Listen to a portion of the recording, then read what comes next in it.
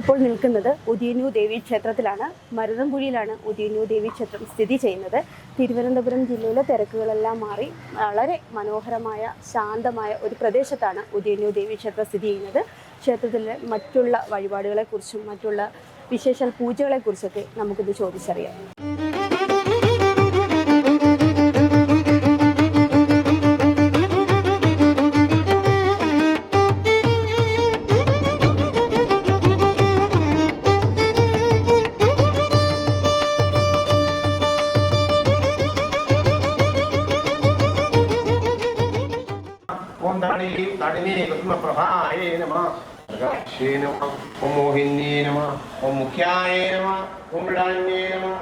ഇവിടെ ലളിതാ സഹസ്രനാമ പൂജ നടക്കുകയാണ്.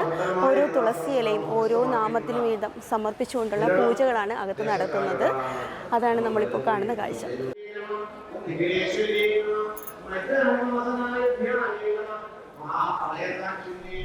അതിന്റെ ഫലം തീർച്ചയായിട്ടും നമുക്ക് ഓരോരുത്തർക്കും അറിയാം. മറ്റു പല ക്ഷേത്രങ്ങളിൽ വെച്ച് നോക്കുമ്പോൾ ഉദയന്നൂർ അമ്മയുടെ സവിധത്തിൽ എത്തിയിട്ടുള്ള ബഹുഭൂരിപക്ഷം ഭക്തജനങ്ങൾക്കും പ്രത്യേകിച്ച് അമ്മമാർക്കെല്ലാം ലളിതാ സഹസ്രനാമം നിർദ്ദിഷ്ടമാണ്.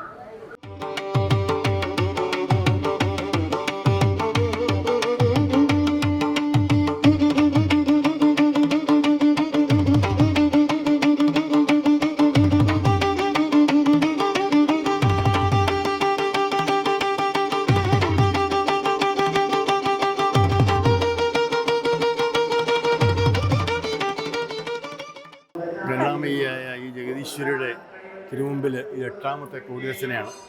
ഓരോ ആൾക്കാരും ലളിതാ സഹസ്രനാമം, അതായത് വാശിന്യാദി വാഗ്ദേവതകളാൽ ദേവിയുടെ ആവശ്യപ്രകാരം രചിച്ചിട്ടുള്ള മന്ത്ര ഗാംഭീര്യമായിട്ടുള്ള ഒരു ഇതാണ് ലളിതാ സഹസ്രനാമം. ആ ലളിതാ സഹസ്രനാമം, ലളിത എന്നുള്ള വാക്കിൻ്റെ അർത്ഥം ഉടുക്കുന്നതിലും നടക്കുന്നതിലും പറയുന്നതിലും പ്രവർത്തിക്കുന്നതിലും തികച്ച ലാളിത്യം, അതാണ് ദേവി ഉദ്ദേശിക്കുന്നത്.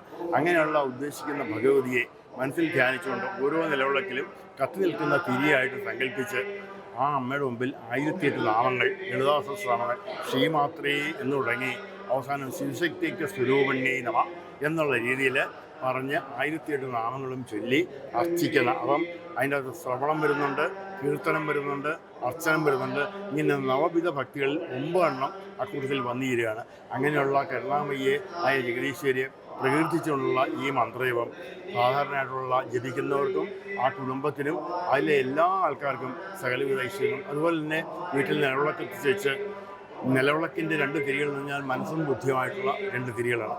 ആ തിരികൾ ശുദ്ധമായ ദിവസങ്ങളിൽ കത്തിച്ചു വെച്ച് ആ അമ്മയുടെ തിരുനാമങ്ങൾ ചൊല്ലുമ്പോൾ ആ അമ്മ അതിൽ ആകൃഷ്ടയാകുകയും, എന്നല്ല അമ്മയെപ്പറ്റിയുള്ള നാമം ചെല്ലുമ്പോൾ മറ്റുള്ളവർക്കും സന്തോഷമാണ്.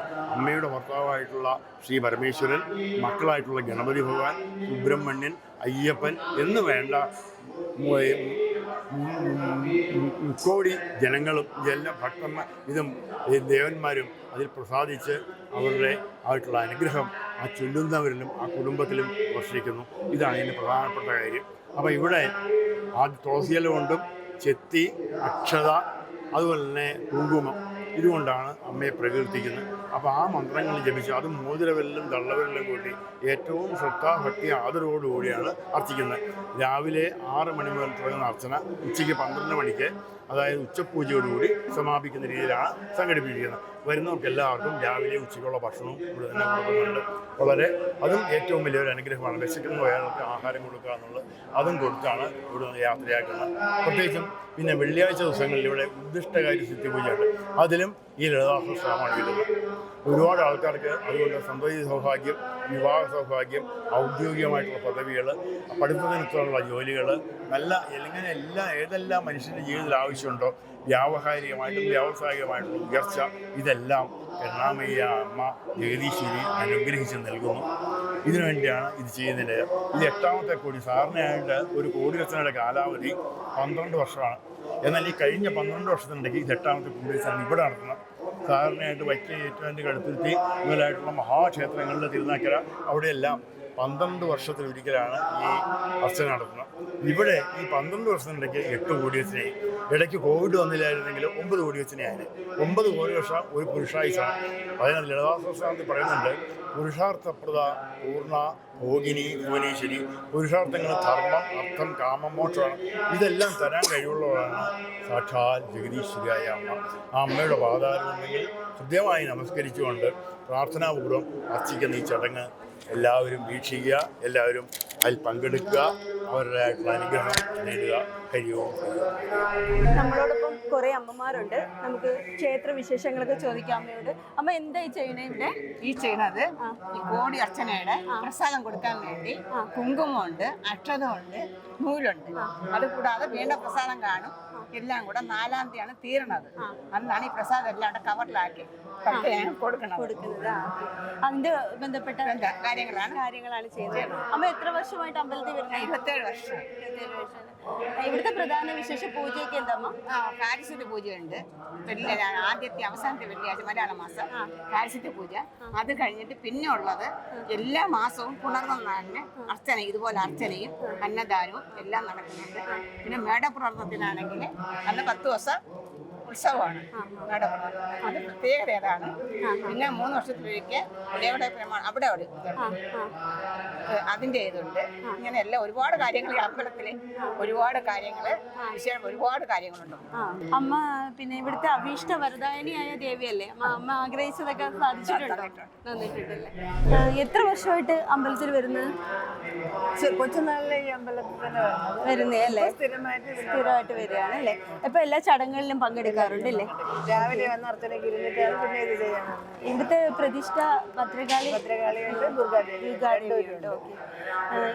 എന്തൊക്കെയാണ് ഈ ദേവിയുടെ പ്രത്യേകതയായിട്ട് തോന്നിയിട്ടുള്ളത്? നമുക്ക് അഭിഷേകത്തിൻ്റെ ഇതൊക്കെ ഉള്ളു. കുങ്കുമാഭിഷേകമുണ്ട്, അടയുണ്ട്. ദേവിയുടെ വിശേഷ പൂജയാണ്, അടയാണോ ദേവിക്ക് ഇഷ്ടപ്പെട്ട വഴിപാടായിട്ട്? ദുർഗാദേവിക്ക് വത്സനും ഭദ്രാദേവിക്ക് അടയും. ഉദിയന്നൂർ കുടുംബത്തിലെ നീലകണ്ഠൻ എന്ന ദേവീഭക്തന് ഒരു മഴക്കാലത്ത് ദേവിയുടെ സ്വപ്നദർശനമുണ്ടായി. കരകവിഞ്ഞൊഴുകുന്ന കിള്ളിയാറിൻ്റെ അഗാധങ്ങളിൽ ചൈതന്യവത്തായ ഒരു തിരുമുടി കിടപ്പുണ്ടെന്നും അത് വീണ്ടെടുത്ത് പൂജകൾ ചെയ്യണമെന്നുമായിരുന്നു സ്വപ്നത്തിൽ ദേവിയുടെ അരുളപ്പാട്. അടുത്ത ദിവസം കിള്ളിയാറിൻ്റെ തീരത്ത് ചെന്ന അദ്ദേഹം മറ്റുള്ളവർ നോക്കി നിൽക്കെ തന്നെ കരകവിഞ്ഞൊഴുകുന്ന പുഴയിലേക്ക് എടുത്തു ചാടി. 7-ാമത്തെ ദിവസമാണ് അദ്ദേഹം പുഴയിൽ നിന്നും ദേവിയുടെ തിരുമുടിയുമായി കരയിലെത്തുന്നത്. ആ തിരുമുടി നീലകണ്ഠൻ സ്വന്തം ഭവനത്തിൽ ഒരു പേടകത്തിന്മേൽ സ്ഥാപിച്ച് നിത്യപൂജകൾ അർപ്പിച്ചു. വീട്ടുകാർ ഇലയിൽ മാവ് കുഴച്ച് പാകം ചെയ്തിരുന്ന അടയായിരുന്നു ദേവിക്ക് നിത്യവും നിവേദിച്ചിരുന്നത്. പിന്നീട് നീലകണ്ഠൻ്റെ വീടിനോട് ചേർന്ന് ഒരു മുടിപ്പുര പണി കഴിപ്പിച്ച് തിരുമുടി അങ്ങോട്ടേക്ക് മാറ്റി പ്രതിഷ്ഠിച്ചു. പൂജകൾ ചെയ്തു തുടങ്ങി. വർഷങ്ങൾ കഴിഞ്ഞ് ദേവീഹിതമനുസരിച്ച് മുടിപ്പുര മാതൃകയാക്കി മാറ്റി പുതിയ ക്ഷേത്രം പടുത്തുയർത്തി. ദേവിയുടെ പുതിയ വിഗ്രഹം നിർമ്മിക്കുകയും പുനഃപ്രതിഷ്ഠ നടത്തുകയും ചെയ്തു. 4 തൃക്കൈകളിൽ നാന്തകം, ശൂലം, ശംഖ്, ചക്രം എന്നിവ ധരിച്ചു നിൽക്കുന്ന രൂപത്തിലാണ് പ്രതിഷ്ഠ. മഹാഗണപതി, ഉലയകുടയ പെരുമാൾ, ശാസ്താവ്, യോഗീശ്വരൻ എന്നീ ഉപദേവതകളും ക്ഷേത്രത്തിലുണ്ട്. 3 വർഷത്തിൽ ഒരിക്കൽ നടത്തപ്പെടുന്ന ഊരൂട്ട് മഹോത്സവവും ഇവിടെ പ്രധാനമാണ്. ഉദിയന്നൂർ ദേവിയുടെ അനുഗ്രഹം എല്ലാ ഭക്തജനങ്ങൾക്കും ഉണ്ടാകട്ടെ. ഇനി അടുത്തൊരു ക്ഷേത്രക്കാഴ്ചയുമായി വീണ്ടും നമുക്ക് കാണാം.